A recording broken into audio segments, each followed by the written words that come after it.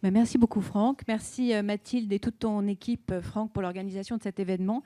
Premier événement sur les thérapies digitales de ce niveau. Donc bravo et merci de nous donner cette opportunité. Alors nous, Vidal, beaucoup de gens connaissent, mais en fait connaissent bien peu. Et nous sommes particulièrement heureux d'animer cette table ronde sur l'adoption. Nous sommes un acteur de la connaissance médicale et notre métier, c'est de traiter la connaissance médicale et la mettre à disposition dans les outils de soins pour que les acteurs puissent prendre les bonnes décisions.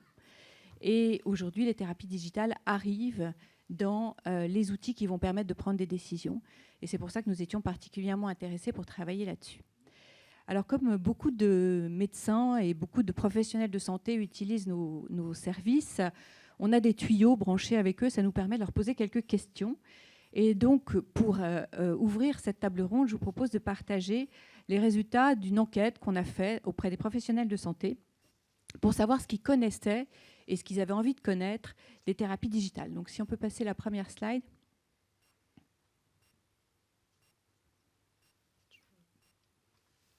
Voilà, merci. Donc, vous serez peu surpris de savoir que finalement, il n'y a pas beaucoup de médecins qui connaissent vraiment les thérapies digitales. Déjà, il y en a 1 sur 2 qui dit ne pas connaître. Donc, vous voyez, 1 sur 2 qui dit ne pas connaître. Il y en a 9%, ce qui finalement est assez intéressant, qui dit avoir prescrit ou utilisé une thérapie digitale. Pour vous donner un ordre d'idée, j'ai retrouvé aussi une étude qui a été faite par une mutuelle allemande. En Allemagne, il y a une trentaine d'applications digitales qui sont validées. Il y a seulement 4% des médecins qui en ont prescrit. Donc 9%, finalement, ce n'est pas si mal avec ce qu'on a.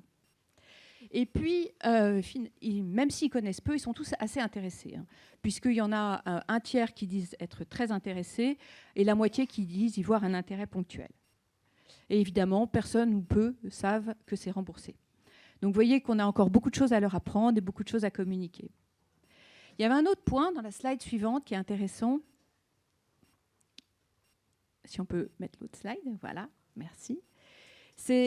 Évidemment, c'était sur les 9% qui ont dit avoir prescrit, mais les médecins, professionnels de santé, disent que quand ils prescrivent une thérapie digitale, le patient y adhère très fortement. Et ça, j'ai trouvé ça très intéressant parce que ça montre que finalement, le patient, il est beaucoup plus en avance que le système. Donc, le patient, il est prêt. Donc ça, c'est aussi quelque chose de très intéressant.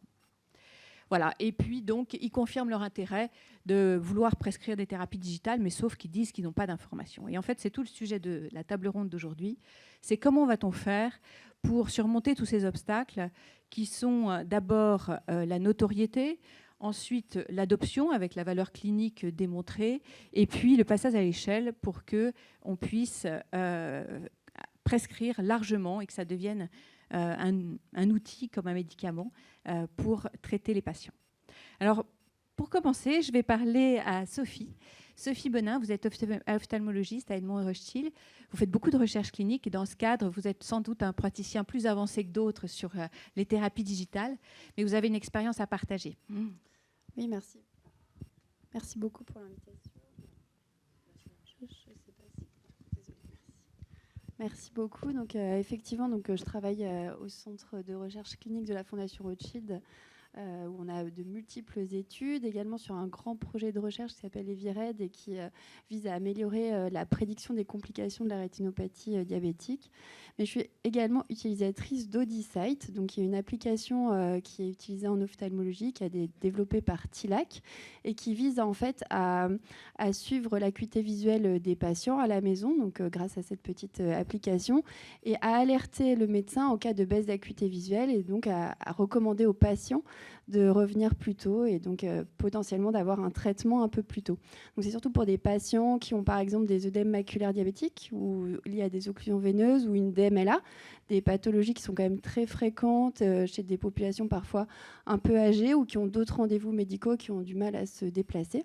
Donc potentiellement une application qui a un grand intérêt et très intéressante mais qui je pense comme d'autres applications peinent un peu à se développer et à être bien répandues pour plusieurs raisons. La première, c'est le temps, c'est le fait de de prescrire, de proposer cette application, ça va pour le médecin demander du temps. Il faut expliquer au patient et lui proposer de télécharger. On le fait quand il y a potentiellement un accompagnant, ce qui n'est pas toujours le cas en consultation. Il faut imaginer que nous, ophtalmo, on voit facilement 25-30 patients dans la matinée. Donc c'est des consultations qui sont assez rapides et prendre même 5 minutes pour parler de l'application, c'est un petit peu parfois difficile. Et ensuite, une fois qu'on a inscrit, donc on va expliquer au patient, on va ensuite l'inscrire, c'est-à-dire aller sur le site, prendre son adresse mail. C'est probablement 2 minutes par patient, mais c'est quand même 2 minutes de plus pour le médecin. Et après, on aura des alertes qu'il va falloir regarder, où il va falloir rappeler le patient, parce qu'on peut vraiment le laisser autonome, mais en général, en tant que médecin, on aime bien appeler le patient et lui dire « mais alors, vous voyez moins bien, est-ce que, ok, venez, on va vous voir demain ». Donc, rajouter ce patient en consultation, c'est probablement utile, mais c'est du temps encore pour le médecin. C'est probablement le premier frein.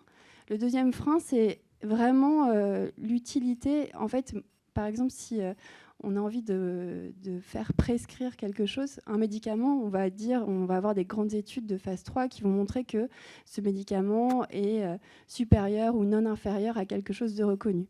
Là, c'est une nouvelle application, on n'a pas d'autres applications forcément en ophtalmo, et donc c'est nouveau, et on a du mal à en montrer l'efficacité. Donc je crois que c'est les 2 gros freins, en tout cas pour nous. Mais il y a beaucoup de choses à attendre de ces applications, et on est très content d'être là et d'innover. Merci beaucoup.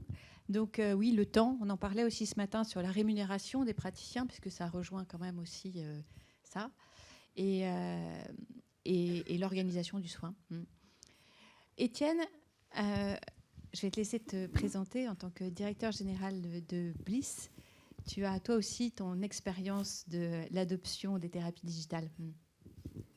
Oui, pour ceux que ça ne saoule pas, qui m'ont déjà vu tout à l'heure, je ne vais pas refaire la présentation. Donc je suis effectivement le DG de Bliss. L'expérience d'une grande boîte comme nous qui fait 8 personnes, c'est en fait ce qu'on estime être entre 20 000 et 50 000 patients qui ont utilisé Bliss jusqu'à maintenant. Parce qu'en réalité, c'est ça, la vérité pour nous. C'est que ça fait entre 20 000 et 50 000 patients qui ont utilisé notre solution depuis 3 ans qu'elle est disponible, avec différents devices, différents casques de plus en plus ergonomiques et de plus en plus adaptés. Déjà, quand on présente Bliss à l'hôpital, on ne parle jamais de DTX. Alors, on a abandonné l'idée, nous on aime bien. Il y a plein de gens qui au début nous ont dit pourquoi vous appelez Bliss DTX. Bon, on leur a avoué la vérité, en fait, c'est que c'est pour vous parler à vous. Mais en fait, à eux, ça ne leur parle pas du tout. Et ça ne veut pas dire grand-chose, parce que en fait, la chose qui les intéresse, c'est l'efficacité clinique, le risque qu'ils prennent, le temps qu'ils vont gâcher ou pas à l'utiliser, la courbe d'apprentissage pour gérer cette espèce de truc supplémentaire qu'on met dans leur pratique, alors qu'avant, ils faisaient avaler un cachet à un patient ou ils mettaient un coup de gaz dans le nez. Et là, on leur demande de mettre un casque de réalité virtuelle, mais on ne sait pas si le son fonctionne, si les piles sont chargées, et que sais-je. Donc, il ne faut pas négliger le fait que quand on change la modalité, parce qu'en fait c'est ça le sujet, quand on change la modalité, il y a une courbe de gestion du changement qui est extrêmement importante, et en particulier dans la pratique. Ce matin, on reparlait de la consultation à 7 minutes, vous parliez à l'instant des 2 minutes supplémentaires pour saisir un email. La plus grande question pour la diffusion d'une nouvelle modalité, c'est l'impact en termes de changement que ça va avoir et l'accompagnement qu'on va donner aux professionnels. Ce qui fait que, en fait, la vraie vie pour nous, c'est la moitié de notre temps où on est avec Mélanie, avec l'équipe de Bliss, à l'hôpital. En fait, on est à côté des praticiens et on les accompagne au quotidien pour utiliser la solution. Et en fait, parfois, ça les rassure, parfois, on ne sert à rien, mais ils préfèrent nous avoir à côté pour être sûr d'utiliser la solution plutôt que de se lancer dans un usage sans qu'il y ait personne à côté. Et pour le coup, il n'y aurait pas d'adoption. Donc, il ne faut pas négliger ça. On a besoin d'être proche, on a besoin d'être responsif au téléphone, etc. Deuxième petit mot que j'aime bien, parce que c'est un de mes petits leitmotifs, et puis j'aime bien jouer avec ça. Si je parle de modalité, c'est parce qu'en fait, on s'appelle les thérapies numériques.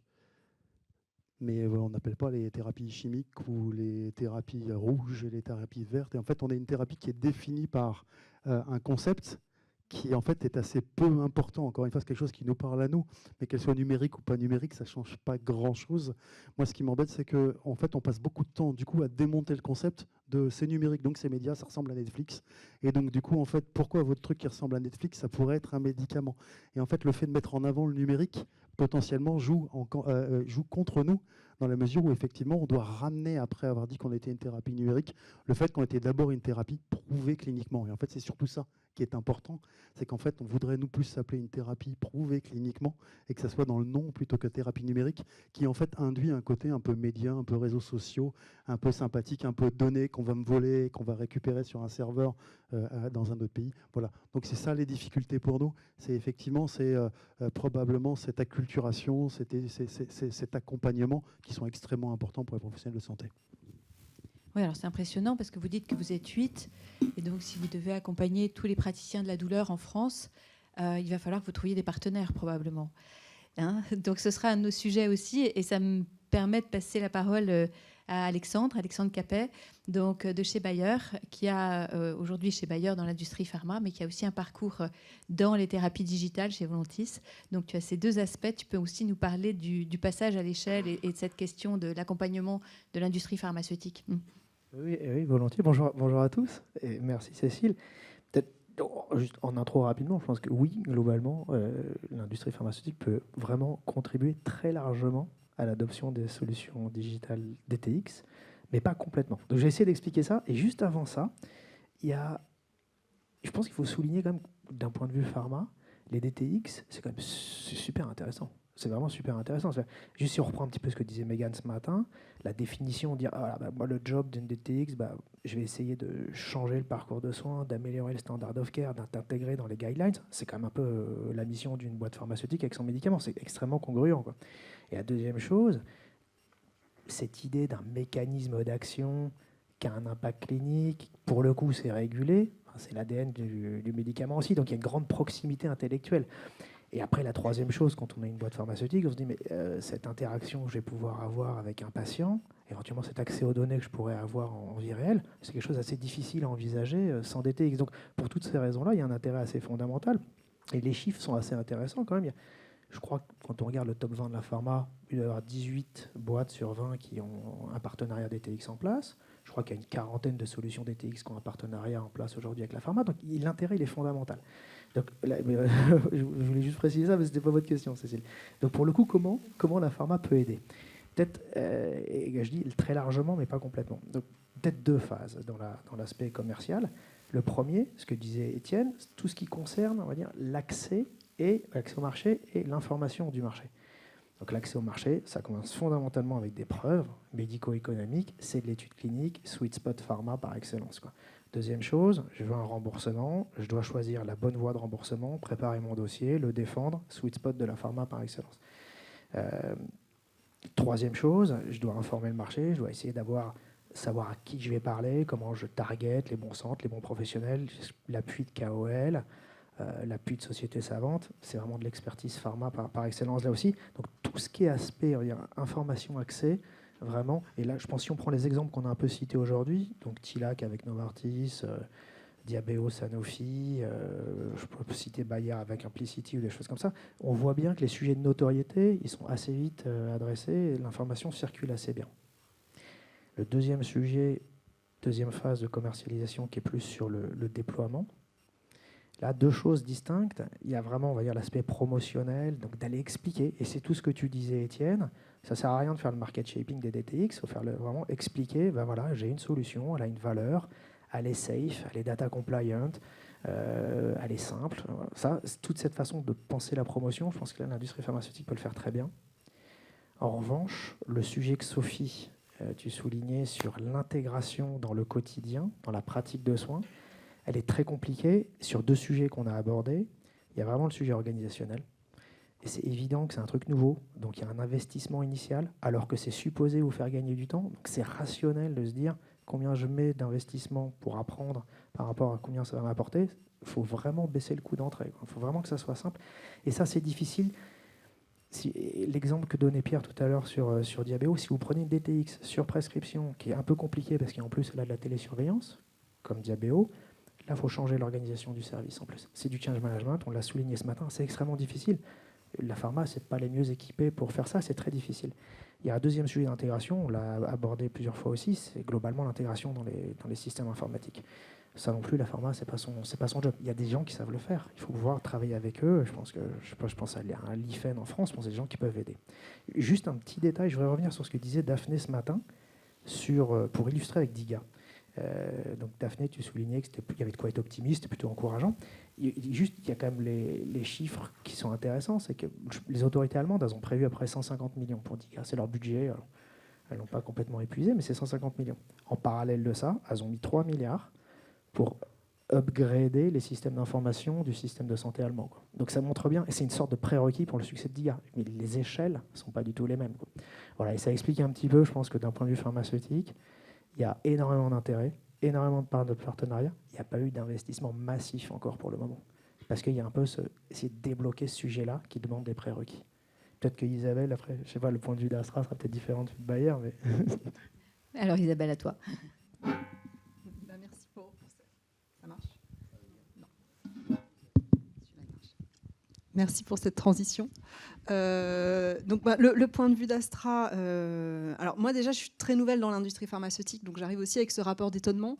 Ce que je constate, c'est que la technologie, qui a certainement été très longtemps un accessoire dans cette industrie, je pense que c'est en train de prendre sa vraie place. Quand tu disais le médicament, la technologie finalement, ou quand tu expliquais une thérapie, c'est une thérapie, et finalement le sous-jacent technologique qui la fait fonctionner, qui est thérapie numérique, devrait se faire oublier. Moi, en tout cas, c'est quelque chose que je trouve est en train de se mettre en place. Cette prise de conscience que la technologie n'est plus l'accessoire du médicament, mais a une vraie place à prendre dans le parcours de soins du patient. Voilà, donc déjà, je pense que c'est un rapport d'étonnement assez positif là-dessus. Comment on s'organise dans la pharma ? Si je prends l'exemple d'AstraZeneca, je pense qu'un point aussi intéressant, c'est qu'une fois que cette prise de conscience s'est faite, il y a aussi une vraie volonté du coup d'aller accompagner. Alors, on a tous des sémantiques un peu différentes. Nous, on parle plus de solutions digitales que de thérapie numérique. Donc, c'est intéressant aussi de voir qu'en fait, on a encore une sémantique qui n'est pas commune. Donc, et qui ne dit pas la même chose. Et qui dit... Non, nécessairement, qui est certainement plus englobante, plus large. Toujours est-il que du coup, pour aller travailler sur ces solutions digitales, nous, on est aussi allé s'expertiser, si tant est que le mot existe, à l'intérieur d'AstraZeneca. Et donc, on a d'une part des personnes qui aujourd'hui sont des experts de connaître le monde des solutions digitales, dont les thérapies numériques, qui sont du coup capables d'aller à leur rencontre, de connaître l'écosystème, et surtout ensuite de proposer une vraie méthode pour travailler avec la pharma, que ça soit de comprendre, de passer les étapes juridiques, réglementaires, financières, technologiques. Parce que ça aussi, on ne peut pas être naïf vis-à-vis de ses partenaires quand ils arrivent. Il faut aussi qu'on se muscle sur ces compétences-là. Et donc, ça fait partie des compétences qu'on a musclées pour pouvoir aller accompagner ce qu'on appelle, nous, des partenariats avec ces solutions digitales. Et la deuxième grande typologie de compétences qu'on développe aussi, c'est pour le coup des experts techniques. Parce que de la même manière, commencer à se dire qu'on va aller travailler avec des solutions digitales ou thérapie numérique, il faut être capable à un moment quand même de parler le même langage et de ne pas juste être dans ce rapport d'émerveillement en disant « Ah, disons, ça marche vachement bien ». Il faut comprendre, puisque effectivement, un des enjeux, généralement, ces solutions, elles arrivent avec une vraie maturité technologique. Là où le laboratoire pharmaceutique a un apport, c'est d'aider ce que tu décrivais, l'adoption. Donc une forme de déploiement, d'adoption, de comprendre finalement l'univers du patient. Et nous, on a cette compétence parce que je pense que c'est dans notre ADN de connaître l'univers du patient.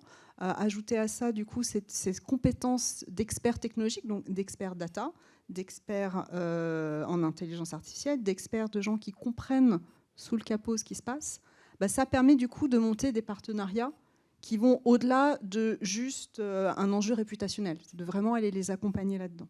Voilà, donc je pense qu'aujourd'hui, on est en train collectivement de se muscler là-dessus. Nous, on a un exemple, alors qui n'est pas un exemple très récent, je m'en excuse, et ce qui est plus une solution digitale, ça s'appelle Vic Asthme. Donc c'est un partenariat qu'on a monté depuis pas mal de temps avec AstraZeneca, qui a exactement illustré un petit peu toutes ces facettes réglementaires, juridiques, financières, technologiques. Aujourd'hui, je pense qu'un des apports qu'on peut aussi donner de l'industrie pharmaceutique, c'était de permettre la transposition, je ne dirais pas le passage à l'échelle, mais la transposition.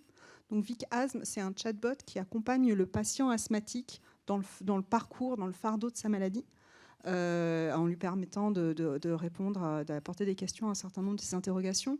Et aujourd'hui, l'apport du laboratoire pharmaceutique, ça a été de permettre, après l'expérimentation en France, de le dupliquer dans d'autres pays. Donc cette capacité de la pharma à aller permettre cette duplication pour des petites structures, parce qu'effectivement, vous étiez 8. Moi, avant de rejoindre AstraZeneca, j'étais aussi en start-up. Et en fait, il y a une différence de poids qui fait qu'il faut aller chercher la puissance et la valeur de chacun. Donc voilà, il y a cet élément-là de duplication. Maintenant, néanmoins, quand on a fait la duplication, on n'a pas fait le passage à l'échelle.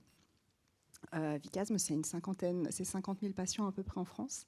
Pour des asthmatiques, il y en a 4 millions. Donc on sait qu'il y a un passage à l'échelle ensuite au-delà. Et je pense que c'est là où on atteint peut-être la limite du laboratoire pharmaceutique tout seul, quand il accompagne une solution digitale ou une thérapie numérique, selon comment on veut l'englober. Et qu'il y a besoin du coup de passer dans une dimension collective.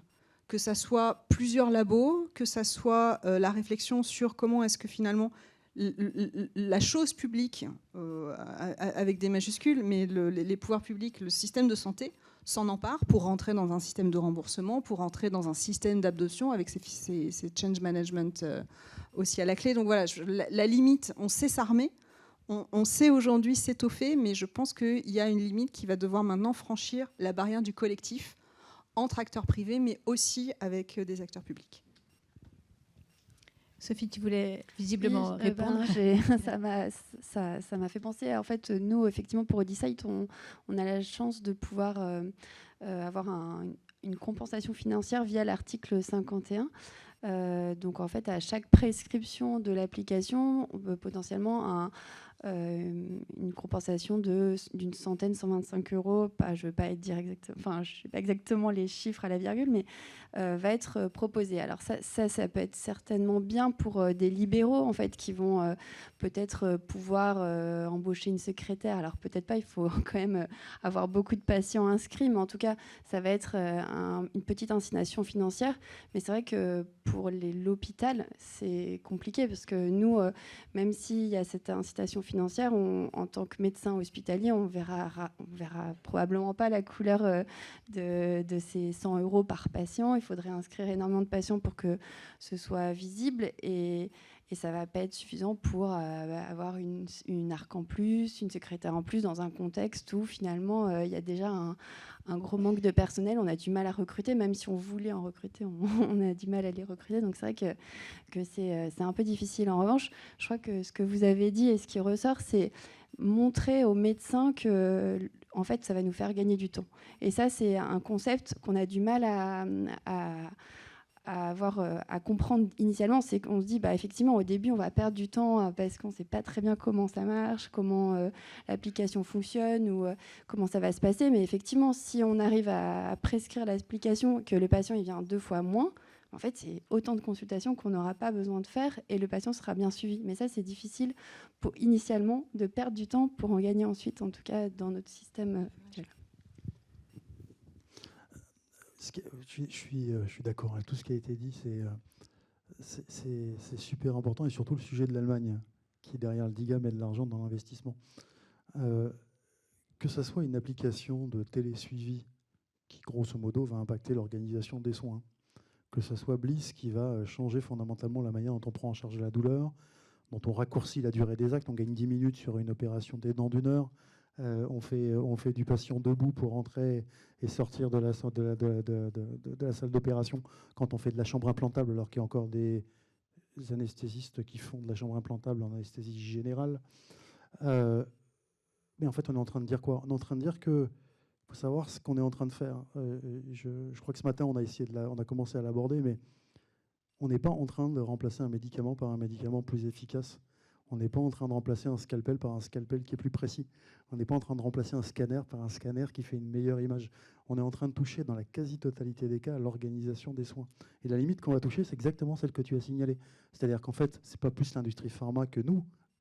C'est qu'à un moment, il va falloir aller les accompagner. Pour l'instant, on a quelques patients sur Vicasme. Je les aime beaucoup, ils sont avec nous chez Future for Care, ils sont top. On a quelques patients chez Bliss, parce que 20 000 ou 50 000, c'est rien par rapport au nombre de patients qui ont un acte aujourd'hui par an en France, donc c'est ridicule. Donc en fait, pour l'instant, on ne touche pas à la limite du sujet. Mais la réalité, c'est qu'on est en train de générer un plan d'évolution des pratiques. Et tout ça, ça serait super si, en plus, on pouvait le faire, mais pour des durées longues. Or, nos technologies, tous les 2 ans, elles mutent. Donc, en fait, quand on change la pratique, on la change dans 2 ans. C'est-à-dire que moi, si dans les 2 ans qui viennent, je n'arrive pas à imposer Bliss, potentiellement, d'ici là, j'aurai moi-même une innovation ou d'autres en auront une autre.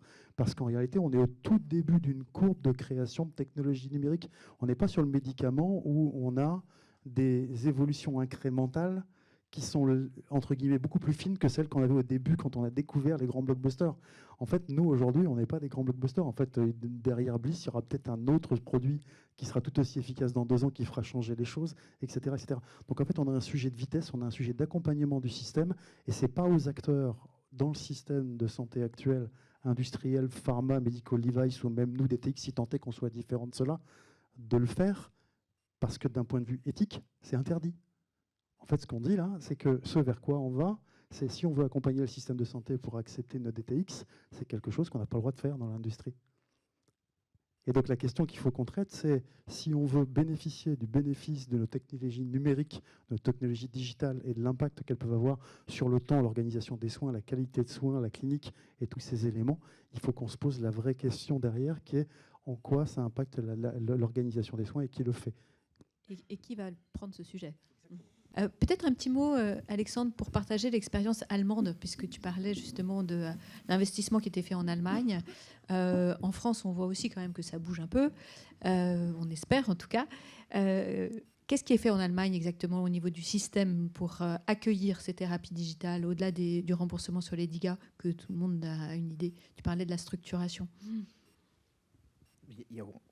On avait beaucoup d'excitation sur DIGA, tous à juste titre, parce que c'est vraiment la première fois qu'il y avait un schéma de remboursement national pour le plus gros pays d'Europe. Et c'était vraiment très sizé DTX quand même. Enfin, on peut discuter des définitions, mais c'était quand même...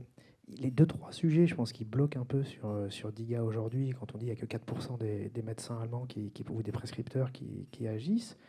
Donc il y a vraiment ce sujet informatique qui est en train d'être adressé. Il y avait un vrai sujet d'incitatif, hein, parce que là, vous parliez tout à l'heure de plus de 100 €. Il y a un vrai alignement d'incitatif quand on commence à aller sur des prix à 100 € ou même dans étapes, les tarifs étaient vraiment décents pour les professionnels de santé, il y avait quelque chose d'alignant. DIGA, c'est pas ça. Hein. DIGA, c'est moins de 5 €. Quoi. Donc il y a un vrai sujet d'alignement quand même. Donc ça, c'est... Et si on résume un peu ce qu'on vient de se dire là, je crois qu'on n'en parle même pas tellement c'est évident, mais la démonstration clinique, c'est le point d'entrée majeur. Quoi. Donc DIGA solutionne ça. Et plus là, tout ce qui va avec de safety réglementaire et de data privacy. Donc ça, c'est réglé, parce que c'est vraiment le point d'entrée. C'est absolument crucial. Et comme tu l'as souligné, Étienne et Sophie aussi, la démonstration clinique, c'est quand même ce qui est le plus important. Et donc les 2 sujets suivants, ce sujet un peu rationnel de l'économique d'un côté, l'alignement financier incitatif, ça se gère. Donc, et le deuxième sujet, il n'est pas facile, c'est en fait, est-ce qu'on peut avoir un calcul un peu rationnel sur le ROI, sur l'impact organisationnel? Ça va me coûter 3 heures ou 5 heures d'apprendre cette solution-là, ça va me rapporter 5 heures le mois 1, 10 heures le mois 2 et 15 heures le mois 3. C'est hyper dur de faire ça, parce qu'à ce stade-là, on n'est pas assez mature, je crois, pour réussir de manière un peu systématique et bien méthodo à faire ça. Ça nous bloque un petit peu. Et puis c'est tellement différent d'un centre à l'autre, d'un setting à l'autre. Bon. Donc ça bloque un peu. Et je pense qu'après, il y a un troisième truc sur lequel il me semble qu'on n'a même pas arrivé à ce niveau-là, c'est le côté un peu émotionnel, quoi. D'aimer sa solution. On est tous dans la santé, là, donc on se satisfait encore de solutions qui sont parfois, si on benchmark avec ce qui n'est pas santé, le côté vraiment lovable des solutions, on n'y est pas encore tout à fait. Donc voilà, le troisième côté qui est émotionnel, ce sera la troisième phase. Mais le deuxième bloque pour l'instant. Sophie, tu voulais réagir visiblement? Non, c'est vrai que sur les applications, je pense que ça dépend des types d'applications. Mais potentiellement, on n'a peut-être pas encore les études qui montrent que finalement, on aura en tout cas, moi je parle en ophtalmo, potentiellement, si le patient il a une visite de moins, un bon de transport en moins, c'est beaucoup de coûts en fait, une consultation en ophtalmo parfois. Donc un aller-retour, et que finalement il est aussi bien suivi parce que l'application a permis en fait, on voit que son acuité visuelle est stable et qu'il n'avait pas finalement besoin de revenir tous les mois ou tous les 2 mois, mais que finalement il est revenu tous les 6 mois. Et c'était largement suffisant.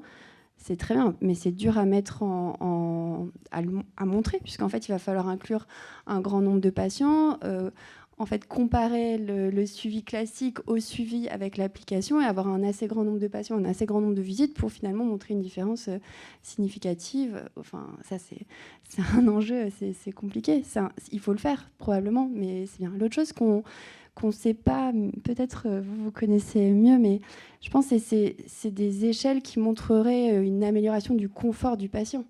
Parce que le patient, peut-être que s'il a finalement le même nombre de visites ou un peu moins, que c'est pas significatif, j'en sais rien, mais en tout cas que sa qualité de vie est bien meilleure parce qu'il est confiant, qu'il a fait son petit test d'acuité visuelle et qu'il dit « Ah non, tout va bien, je vais passer une bonne semaine », ça, c'est pas mesurable. Enfin, on sait pas bien le mesurer, mais c'est hyper important, je pense. Oui, c'est pour cette raison que je posais la question ce matin. En fait, on est en train de foutre le bordel dans un système de santé qui ne compte pas les impacts organisationnels dans l'évaluation. Ce matin, on en a parlé à la table ronde, et c'était un message extrêmement important. Mais l'impact organisationnel, aujourd'hui, il est conçu en évaluation comme quelque chose qui va se recycler, parce que le système étant sous tension, ce que je gagnais à droite, c'est recyclé à gauche. Donc le temps de l'infirmière que j'ai gagné, je ne l'ai pas gagné. Le temps que j'ai gagné sur la prescription, je ne l'ai pas gagné. Donc en fait, il ne faut pas le compter dans l'évaluation. En réalité, plein de nos solutions apportent de la valeur là-dessus. Et donc, j'ai compris ce matin, et c'est une excellente nouvelle, qu'il y avait une évolution sur la prise en compte des impacts organisationnels. Encore faudra-t-il voir dans quelle mesure ils sont pris, comment, etc. Mais c'est un vrai message fort de la part des autorités, me semble-t-il, que l'impact organisationnel fasse partie du futur de l'évaluation. Et puis plus largement, je pense qu'il ne faut pas avoir peur de poser la question. Je pense qu'on est dans une politique non pas de remboursement de produits, mais d'incitation au développement de nouvelles pratiques qui sont bénéfiques pour l'hôpital. Et donc on n'est pas dans est-ce que vous pourriez en rembourser 5 €. On est sur est-ce que nos technologies dont on parle aujourd'hui, c'est quelque chose qui doit faire une politique d'incitation et pas une politique de remboursement. Parce que c'est ça, en fait, c'est à quelle vitesse on veut transformer le système et bénéficier de ça. Parce que si, effectivement, on fait gagner 6 mois de vie à des patients dans le cancer, si on supprime la douleur de manière significative, avec moins de mémoire de la douleur, moindre visite chez les patients, la douleur fait partie de la notation des hôpitaux. Si on réduit le temps d'intervention à l'hôpital, qu'on utilise mieux le nombre de lits, etc., est-ce que pas, à la fin, tout ça, c'est pas quelque chose qu'il faut inciter pour que ça aille plus vite ? Mais là-dessus, on peut être optimiste quand même. Quand on voit le Ségur de la santé, etc., la politique d'incitation se met en place sur un certain nombre de choses autour du numérique. Et on peut être optimiste sur se dire que les thérapies digitales vont un jour prendre leur place dans ce train de mesure. J'ai aucun problème avec ça. C'est répéter, ouais. Ça permet juste d'être sûr qu'on ne l'oublie pas. Voilà, moi je répète. Okay. Je pense qu'il faut beaucoup d'optimisme à l'hôpital. Hein, quand même. C'est important. Il ne faut pas hésiter à en remettre une couche, hein, vraiment. Bon, ok, merci. On a vu un certain nombre de points qui sont abordés là, qui ont déjà été un peu abordés ce matin aussi. Hein. Le premier, c'est évidemment, on est dans un même cursus pour une thérapie, qu'elle soit digitale ou pas. On a besoin, pour qu'elle soit adoptée, d'avoir fait ses preuves, ça c'est sûr. C'est vrai que l'industrie pharmaceutique connaît très bien les rouages de tout ça. On a besoin après de la faire connaître, là aussi. Et on a aussi besoin du régulateur. Et c'est le sujet, en fait, qui nous bloque un peu, hein, là, sur lequel on arrive, quelles que soient les expériences en Allemagne, en France, où on voit que ça commence à se mettre en place. Donc, mais il faut être optimiste, comme tu le dis, Sophie. Et je pense qu'on l'est tous, sinon on ne serait pas là-dedans. Et il faut continuer à y croire et à pousser avec des initiatives communes. Tu disais jouer collectif. On l'a vu juste dans l'intervention avant sur la French Care. Ça se met en place. Alors, ce n'est pas parce qu'on y est, mais on y croit beaucoup pour faire changer les choses. Donc, tout ça pour se mettre en place. Je vais laisser un peu de temps pour les questions, parce que je crois qu'il y avait des gens qui voulaient poser des questions. Denise, attends, est-ce que tu as un micro ?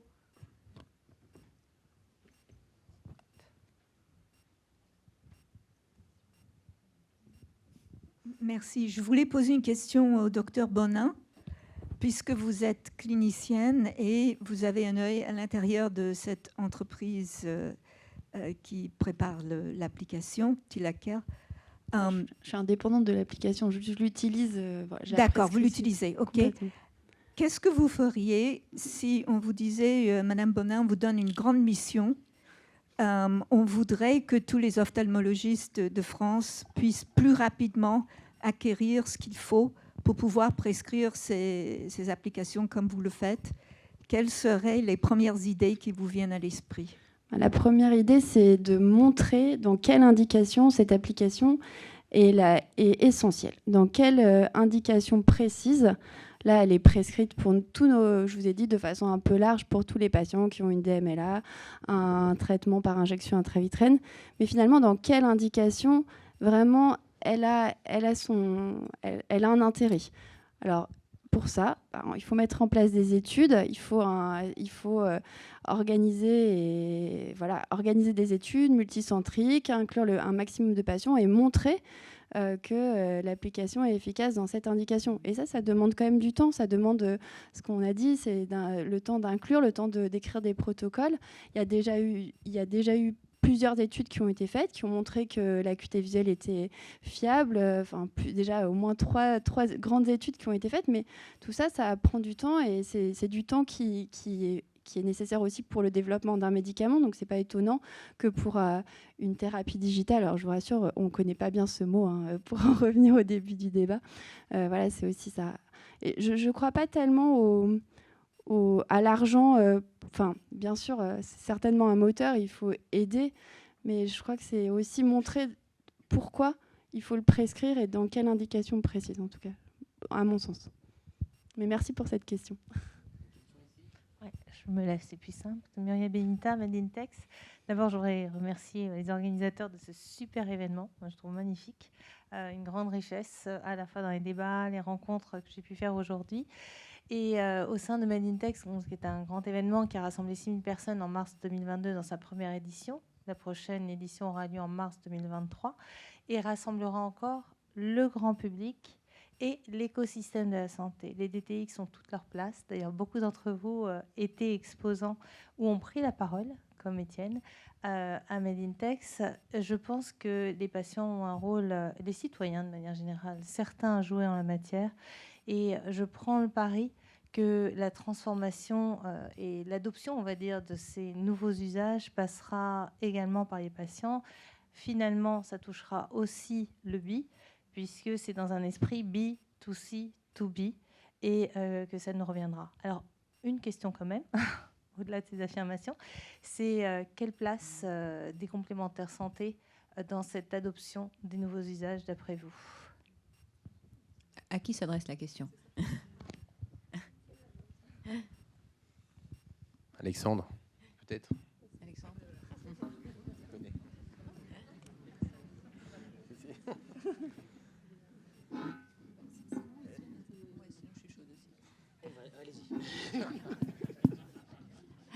Alors, moi, je vais donner un point de vue qui est le mien aujourd'hui, c'est que les complémentaires santé sont celles vers qui aujourd'hui on se tourne quand on n'a pas le remboursement. Et on le voit, beaucoup de startups vont voir les complémentaires santé parce qu'elles n'ont pas de remboursement et donc elles ont besoin d'être financées par quelqu'un d'autre que le patient qui n'est pas habitué à payer pour sa santé, il n'y a pas à dire. Donc aujourd'hui, elles ont ce rôle-là. Mais ce n'est pas leur vocation, et elles le disent toutes quand on les rencontre. Nous, on a pas mal échangé avec eux. Elles le disent toutes quand on les rencontre, ce n'est pas leur vocation. Elles sont OK pour mettre, on va dire, allumer les mèches, participer au système au départ, mais ce n'est pas leur vocation. Isabelle, je crois que toi aussi, tu as quelque chose à dire sur le sujet du financement par rapport à ça. Oui, non, j'opinais parce qu'effectivement, je pense que c'est un peu... on fait beaucoup de pitch start-up et c'est vrai qu'arrive toujours à la fin le slide de le modèle d'affaires, le business plan, et puis alors on voit la pharma et les mutuelles. Et c'est vrai qu'en termes d'amorçage, et je pense que c'est un rôle qu'on assume totalement, les industriels pharmaceutiques et les mutuelles, c'est de effectivement tester, aider, lancer. Mais à un moment, c'est ce que j'essayais d'illustrer tout à l'heure, il y a une forme de relais à prendre, et je comprends le point de vue des mutuelles parce que c'est aussi notre point de vue, c'est que sur certaines solutions digitales, pas toutes, il y en a sur lesquelles légitimement on va les accompagner et rester plus longtemps dedans, mais en fait il y a une forme de passage de relais à trouver. Parce que c'est pas, je pense qu'effectivement les mutuelles ou la pharma ne peuvent pas être les payeurs éternels de ces démarches-là. Et c'est pas sain pour qui que ce soit en fait dans le système. Oui, bonjour. Déjà, je tiens à remercier vraiment l'ensemble des organisateurs et pour la qualité de l'événement. Donc, je m'appelle Martin Louvel, je suis directeur du développement chez MusicCare. Le sujet, hein, comment faire connaître les DTX et développer les usages. On a parlé ce matin du fait d'inclure d'autres personnes dans la boucle, hein, dans l'écosystème des DTX, notamment peut-être les IPA, peut-être les paramédicaux. Moi, j'ai une question sur le rôle des proches aidants, parce que 20% des salariés français sont des proches aidants. C'est une responsabilité énorme et ils ne savent pas forcément vers qui se tourner. Donc, comment nous, acteurs des DTX et voilà, acteurs de l'écosystème de santé, on peut aussi travailler de concert, parce que je pense que c'est un travail qui engage à la fois les acteurs de la start-up, des startups de santé, mais aussi des labos, des acteurs mutualistes, pour donner accès aux DTX aux proches aidants.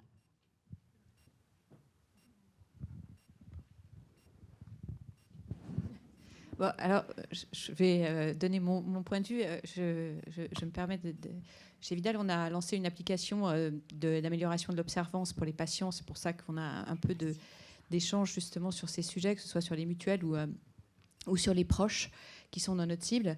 La difficulté des proches, c'est que ce n'est pas des professionnels de santé, en tout cas. Et donc, c'est très difficile de les toucher. Ça devient le grand public et donc ça part très largement. Il y a un canal qui fonctionne relativement bien, c'est les associations de patients comme cible sur les proches aidants par maladie. Mais c'est vrai qu'après, c'est assez compliqué de toucher les proches. Et en particulier sur les applications d'accompagnement des traitements, ils ont un rôle très important. C'est tout à fait vrai. Je pense que les autorités mettent de plus en plus l'accent là-dessus. Donc je pense que c'est un problème qu'ils entendent. Je ne suis pas sûre qu'on ait encore toutes les solutions, mais c'est un problème qu'ils entendent. Et ils essayent d'adresser ça pour le moment du mieux possible en les incluant dans les réflexions. Mais je pense qu'on n'en est que là pour le moment. Enfin, en tout cas, c'est ce que moi j'ai vu de mon côté. Je ne sais pas si vous avez des expériences à partager. Moi, je pense que c'est effectivement très important. Enfin, moi, ça me prend moins de temps de présenter l'application si en plus j'ai un enfant, un aidant en consultation. C'est toujours 2 personnes qui ont entendu, c'est mieux qu'une. Le patient, il a plein de choses à penser, il est en train de penser à son injection juste après, donc c'est pas forcément évident. L'aidant nous aide beaucoup, aussi nous. Et donc je pense que c'est important. Et effectivement, les associations de patients, je pense que c'est c'est bien de les contacter, de leur faire connaître probablement ces applications. Une question ici. Alors, j'ai un appareil assez particulier qui est un micro. Donc, bonjour, Romain Finas, à l'IRAELS. Juste une question. On sait que le métier du représentant médical est en train d'évoluer d'une certaine manière, de se digitaliser énormément. Mais est-ce qu'il n'y aurait pas une façon de le réinventer, justement pour accompagner les usages digitaux, en même temps qu'on peut parler aussi d'efficacité des médicaments, voire des 2 sujets au même moment? Et est-ce que là, il n'y a pas un sujet je m'adresse plutôt là, évidemment, à l'industriel pharmaceutique. C'est peut-être un sujet qu'il faut adresser peut-être plus largement. Merci. Isabelle? Non, c'est celui-là qui marche. Ouais. Très brièvement, oui, bien sûr. Je pense qu'en plus, quand on parlait du rôle de l'industriel pharmaceutique dans l'émergence, le développement des usages, ça fait partie de la force de frappe des laboratoires pharmaceutiques que d'avoir cette puissance de la visite médicale. Donc oui, je dirais assez naturellement oui. Ensuite, il faut trouver l'articulation. Mais quand on cherche ce que chacun peut apporter dans ce fameux collectif, l'industrie pharmaceutique, elle a aussi cet atout-là à apporter. Tu veux compléter ? Oui, je pense aussi à terme, il y a je ne sais pas si on appellera ça encore un visiteur médical, mais c'est dommage qu'il n'y ait plus les représentants du LEM, mais ils auront un portefeuille de solutions DTX à présenter, et je pense qu'ils seront plus équipés ou avec un partenaire pour les parties un petit peu techniques au plan intégration IT du terme ou change management. Ouais, je pense que ça fera partie de l'ensemble. Ce serait assez naturel. L'horizon, ça, oui. Une dernière question, oui. Alors, moi, je voulais juste rebondir sur les accompagnants. Il y a certaines applications qui sont aussi disponibles, pas seulement pour les patients, mais aussi pour les accompagnants. Vic, on en parlait tout à l'heure, un accompagnant peut très bien poser ses questions aussi et avoir justement la possibilité d'avoir des réponses et un soutien. Wellsy Therapeutics, qui est une DTX, aussi le propose aussi, pas seulement aux patients, mais aux accompagnants. Donc tout à l'heure, on parlait de ça. Je pense que c'est intéressant de pouvoir aussi avoir peut-être pas le même programme à l'intérieur, pas le même soutien, mais un soutien pour les accompagnants aussi.